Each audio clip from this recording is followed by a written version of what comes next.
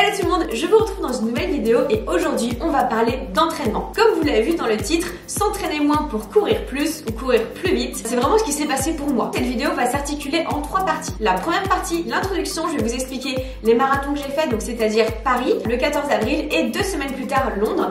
Donc je vais vous expliquer pourquoi j'ai choisi de courir Paris et Londres à 2 semaines d'intervalle. Je vais vous expliquer un petit peu comment ça s'est passé pour ces 2 marathons. La deuxième partie, elle va traiter des entraînements que j'ai eu avant le marathon de Paris, après le marathon de Paris, et la troisième partie, ça va être maintenant qu'est-ce que je fais après ces 2 marathons.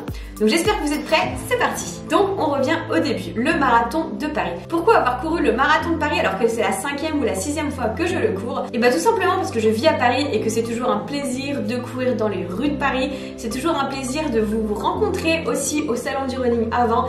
Et pour moi c'est un événement qui regroupe tous les runners, on va dire, de France. Il y a plein de gens qui viennent de différentes régions, de différentes villes pour courir le marathon de Paris et ça me permet de tous vous rencontrer et c'est vraiment un réel plaisir. J'ai couru avec mon pote Yass, c'était vraiment super. Au niveau des sensations, je me suis super bien sentie alors que 3 jours avant, j'avais le salon du running où j'étais debout toute la journée et donc du coup, je me suis dit bon, ce marathon, tu vas le courir, tu vas voir un peu comment ça se passe, mais je me suis vraiment super bien sentie et c'était vraiment un plaisir, un bonheur. J'ai couru beaucoup plus vite que d'habitude, j'étais vraiment même surprise lorsque je courais, mais je me sentais super bien, j'avais pas forcément mal aux jambes. En plus, il y avait ma mamoune à l'arrivée. En fait, à chaque fois que je fais un marathon, je suis toujours hyper émue et là, à la fin de ce marathon, je me suis dit je vais même pas pleurer quoi, je suis même pas émue. Et en fait, les 200 derniers mètres, il y a ma mamoune qui était là qui m'a dit ma chérie. Et là j'ai fait oh, et là j'ai fondu en larmes. Donc bon, voilà, ouais, j'étais trop contente d'avoir ma petite mamoune à l'arrivée, c'était vraiment trop cool. Alors c'est sûr que sur ce marathon, j'ai couru beaucoup plus vite que déjà ce que je pensais, beaucoup plus vite que les autres fois. Franchement, j'avais pas vraiment d'idée de temps. Encore une fois, vous savez que les temps pour moi c'est pas du tout mon objectif. Mais je suis partie, j'ai couru, je sentais que je pouvais courir plus vite que d'habitude, donc je courais plus vite que d'habitude et franchement c'était dingue. Et heureusement qu'il y a mon pote Yass qui m'a tiré un petit peu, mais je me sentais bien dans les jambes alors que pourtant j'avais beaucoup moins couru en entraînement que les autres fois, les autres marathons. Donc franchement agréablement surprise et c'était vraiment génial. En deuxième partie, je vous rappelle que je reprendrai un petit peu les entraînements que j'ai fait avant, que j'ai fait après le 2e marathon et après. Donc je suis partie pour le marathon de Londres qui est un marathon major. Vous savez que dans le monde il y a Berlin, Tokyo, New York, Londres, Boston et Chicago. Je crois que j'ai tout. Voilà, c'est ça. Donc moi j'ai déjà fait Chicago, j'ai déjà fait Berlin, donc là j'ai fait Londres. Donc pour Londres, c'est soit un tirage au sort, si vous pouvez faire les tirages au sort, c'est assez compliqué, ou sinon il faut partir avec des tours opérateurs ou des choses comme ça. Et alors là, ce marathon de Londres, je crois que c'est le meilleur marathon que je n'ai jamais fait de ma vie. L'ambiance était dingue, les gens étaient fous, l'organisation était exceptionnelle, franchement c'était incroyable. Le jour de la course, on part à différents points, on n'est pas tous au même endroit pour partir, donc c'est-à-dire que je crois que les entre 5 et 10 premiers kilomètres, je sais plus exactement, je crois que les 5 premiers kilomètres, il y a 3 points de départ, donc c'est-à-dire que toute la foule part pas en même temps, en fait on se rejoint pour finir, enfin pour continuer sur le parcours et du coup il n'y a pas plein de monde, c'est assez ouvert, c'est agréable. Les déguisements, je n'ai jamais vu des déguisements aussi fous. Si vous voulez voir ma vidéo, je vous mets ici en lien ma vidéo si vous voulez la voir, celle d'avant où on voit des déguisements. C'est incroyable les gens, l'imagination qu'ils ont. En plus, il y avait Chloé qui m'avait dit qu'elle était là au 20e kilomètre, que j'ai réussi à voir un tout petit peu, et au 40e. Donc un petit bémol, à partir du 35e kilomètre, j'ai commencé à avoir assez mal à ma jambe. C'était mon autre jambe, c'est pas ma jambe accidentée, c'est l'autre jambe parce que je pense que j'ai commencé à compenser en fait par rapport à l'autre et là du coup les 5 derniers kilomètres, donc du coup les 7 derniers kilomètres ont été vraiment horribles. Je peux vous mettre des photos ici, vous pouvez le voir. Comme quoi dans un marathon on peut passer par différentes émotions. Mais je l'ai fait, j'ai tenu. Bah, du coup j'étais hyper émue de passer la ligne d'arrivée parce que pour moi c'était vraiment dur, c'était vraiment intense et j'étais super fière parce que moi qui ne cherche pas à faire des records, des choses comme ça, j'ai battu mon record. Et alors sur un marathon, sur une course où je ne pensais pas du tout, à 2 semaines après Paris où j'avais déjà fait un bon temps et entre les deux on va voir par après, je n'ai rien fait.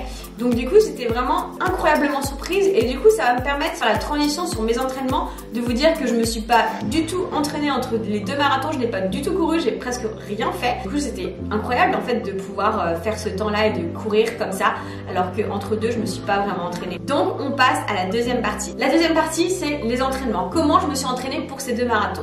Tout simplement, pas non plus le répéter, mais j'ai eu un petit accident l'année dernière où j'ai eu donc des petits bobos à ma jambe, où j'ai pas forcément pu courir, j'ai fait pas mal de rééducation et du coup j'ai pas du tout pu courir comme j'ai voulu. Donc clairement j'ai largement moins couru pour me préparer à ce marathon. J'étais beaucoup en déplacement pour le boulot, j'ai fait beaucoup de choses, j'ai préparé aussi mes bureaux, l'ouverture de mes bureaux avec Chloé, donc plein de choses. C'était pas du tout ma priorité cet entraînement. Au fond de moi, je savais qu'un marathon, je pouvais le faire, que ce soit en 4h, 4h30 ou 5h, ça m'était égal.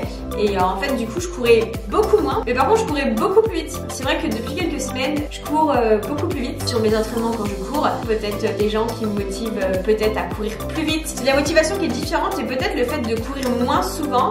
Peut-être que du coup mon corps il court plus vite. J'ai pas du tout la réponse à tout, mais je pense que c'est ça et je pense que mon corps il a réagi comme ça.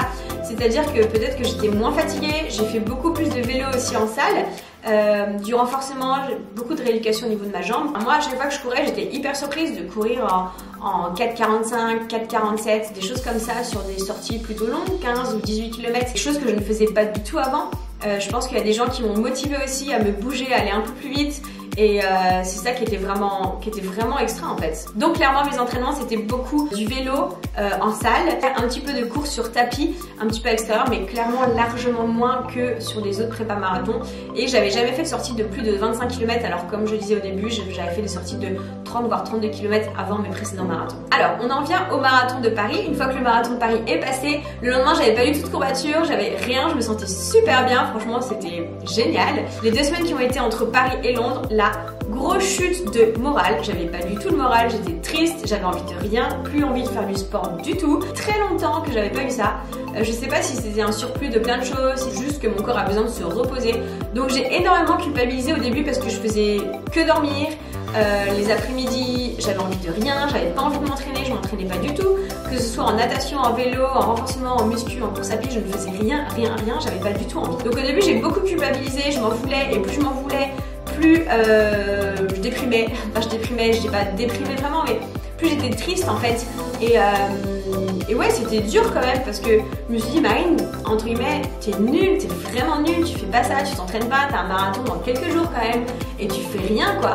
Alors certains diront que je venais de sortir d'un marathon donc c'est normal, mais moi j'avais du mal à accepter ça et j'ai mis quelques jours à l'accepter. Et il y a certaines personnes qui m'ont fait comprendre que oui, j'avais besoin de repos et que ce repos était vraiment primordial. Et entre Paris et Londres, j'ai fait une sortie running, je crois. Bon, et encore une fois là, sur cette sortie, mais j'ai couru super vite alors que j'avais rien fait pendant un moment, c'était fou. Cette coupure a été primordiale pour la suite et pour ce que je vais vous raconter par la suite. Donc me voici à Londres, je pars à Londres pour ce marathon en n'étant pas forcément sûre de moi, en me disant de toute façon maintenant le principal c'est de prendre du plaisir à Londres et de courir tout simplement. Et le matin de ma course je me suis dit, Marine, tu vas le démonter ce marathon. Et je pense que tout simplement j'ai cru en moi et je me suis persuadée que ce marathon ça allait bien se passer. Et je me suis pas dit, Marine tu t'es pas entraînée, Marine ça va être dur, Marine blablabla.